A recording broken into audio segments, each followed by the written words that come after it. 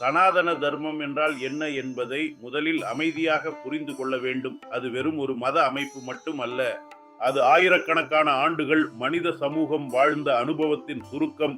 சனாதனம் என்ற சொல்லின் அர்த்தம் நித்தியமானது, காலத்தை கடந்தது, என்றும் நிலைத்திருப்பது.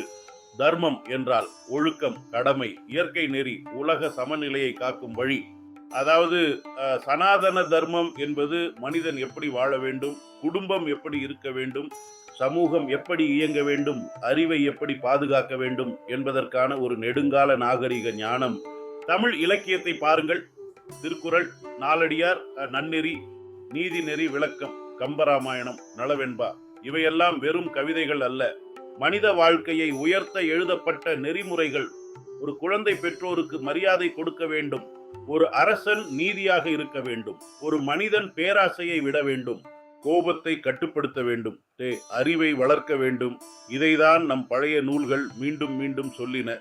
இப்போது சிலர் கேட்கிறார்கள், சனாதனத்தை ஒழிக்க வேண்டும். ஆனால் கேள்வி என்னவென்றால், நீங்கள் ஒழிக்க நினைப்பது எதை?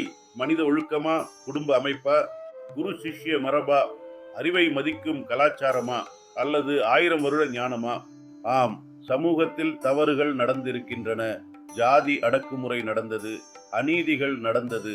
ஆனால் ஒரு அமைப்பில் தவறு நடந்தால் அதன் அடிப்படை தத்துவமே தவறு என்று சொல்ல முடியாது. மருத்துவமனையில தவறு நடந்தால் மருத்துவத்தை ஒழிப்போமா? நீதிமன்றத்தில் ஊழல் இருந்தால் நீதியை ஒழிப்போமா? லீ லூன். அதே போல சனாதன தர்மத்தில் சில சமூக விலகல்கள் இருந்ததால் முழு நாகரிகத்தையும் அழிக்க வேண்டும் என்று சொல்வது ஆபத்தான சிந்தனை. மனித நாகரிக வளர்ச்சியை பாருங்கள். ஒரு காலத்திலே மனிதன் காட்டில் வாழ்ந்தான், பிறகு நெருப்பை கண்டுபிடித்தான், அப்பிறகு விவசாயம் கற்றான், அப்பிறகு நூலை உருவாக்கினான், அப்பிறகு கல்வி அமைப்பு வந்தது. கலை, இசை, இலக்கியம், தத்துவம், இந்த எவல்யூஷனரி ப்ராசஸில் இந்திய நாகரிகம் ஒரு மிகப்பெரிய பங்கை வகித்தது. அதில் வேதங்கள் வந்தது, உபனிஷதங்கள் வந்தது, சித்தர் ஞானம் வந்தது, ஆயுர்வேதம் வந்தது, யோகம் வந்தது, உலகமே ஒரு குடும்பம் என்ற சிந்தனை கூட இந்த மண்ணில் இருந்து வந்தது. சனாதன தர்மத்தின் மிகப்பெரிய பலம், அது ஒரே ஒரு புத்தகத்தில் அடைக்கப்படவில்லை. அது கேள்வி கேட்க அனுமதிக்கிறது, தத்துவ விவாதத்தை அனுமதிக்கிறது, தேடலை அனுமதிக்கிறது. அதனாலதான் இந்த நாகரிகம் ஆயிரக்கணக்கான ஆண்டுகள் வாழ்ந்தது. இன்று கல்வி அமைப்பில் பழைய தமிழ் நூல்கள் குறைகிறது என்று பலர் கவலைப்படுகிறார்கள். ஏனெனில் அந்த நூல்கள் வெறும் மத நூல்கள் அல்ல, அவை வாழ்க்கை ஞானம். ஒரு சமூகம் தன் வரலாற்றை மறந்துவிட்டால் அது வேறு இல்லாத மரமாகிவிடும்.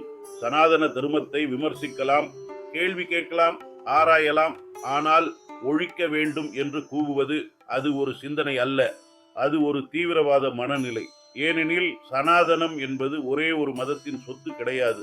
அது இந்துக்களுக்கு மட்டும் அல்ல, இந்த மண்ணில் வாழும் ஒவ்வொரு மனிதரின் நாகரீக மரபு. ஒருவன் இந்துவாக இருக்கலாம், முஸ்லிமாக இருக்கலாம், கிறிஸ்துவராக இருக்கலாம், அல்லது எந்த மதத்தை சேர்ந்தவனாக இருந்தாலும் சரி. ஆனால் அவன் குடும்பத்தை மதிக்கிறானா, அறத்தை மதிக்கிறானா, பெற்றோரை மதிக்கிறானா, உண்மையை மதிக்கிறானா, அறிவை தேடுகிறானா? அப்படியானால் அவன் வாழ்க்கையிலும் சனாதனத்தின் ஒளி இருக்கிறது. சனாதனம் என்பது கோவில் மட்டும் அல்ல, அது ஒரு வாழ்க்கை நெறி, ஒரு நாகரீகத்தின் மூச்சு. அதனால் சனாதனத்தை ஒழிப்போம் என்று சொல்லும் அரசியல் நாளை எந்த நாகரிகத்தையும் அழிக்க துணியும். அதனால் ஒரு நாகரிகத்தை அழிக்க வெறுப்பை தூண்டும் செயல்களை சட்ட ரீதியாகவும் சமூக ரீதியாகவும் கடுமையாக எதிர்க்க வேண்டும். ஏனெனில் மதத்தை தாக்குவது வேறு, நாகரிகத்தை அழிக்க முயல்வது வேறு.